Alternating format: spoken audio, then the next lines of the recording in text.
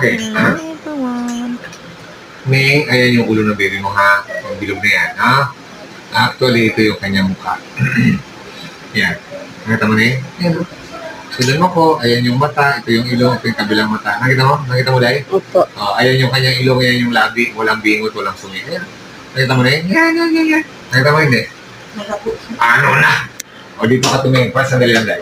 Dito ka tumingin sa monitor. Dito ka tumingin sa monitor ko. Ayan yung mata, ayan yung ilong, ito yung kabilang mata, ayan yung ilong, ayan yung labi. Ayan yan.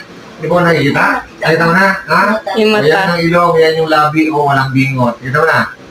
Bangot No? din. Walang bingot ha, walang sungi. Yan, ha? Ano, sasabihin ko yung gender o wag lang? Laman yan nga eh. Ano nga, sabihin ko na nga, hindi. Sabihin. Okay. O, ikaw magsabi dahil. Ayan. Ito na yung hita-hita na kamukha ka. Sa gitna ng dalawang hita, nandiyan ang sex organ. Ha? Tignan mo ha? Nakita ko na.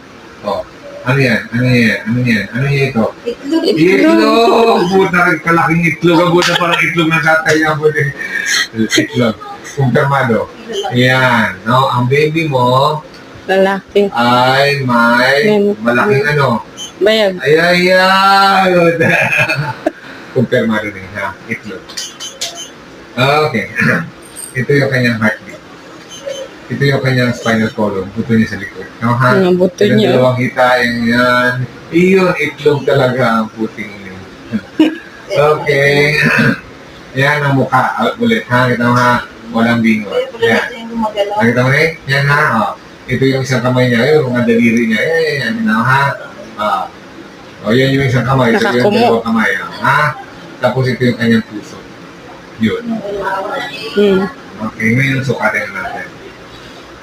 Okay po, Dok, minsan na, tigas yung tiyan ko. Okay. Matigas siya, matigas. Gutom. Wait na. Ano, naninikip.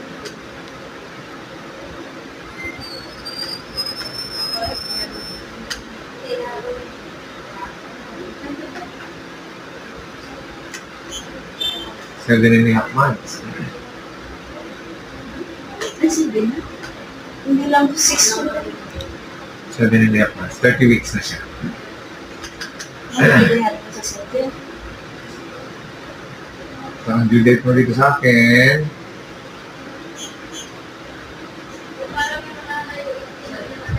Nakaposisyon namin po siya, Dok. wait lang. Darating tayo dyan. Yes, yung 30 weeks. So, ang due date ko sa akin is May 18. 1.5 Kasi sa kilograms. sente po, May 26 yung ano nila. So, pwede ka nang, actually, pwede kang manganak any day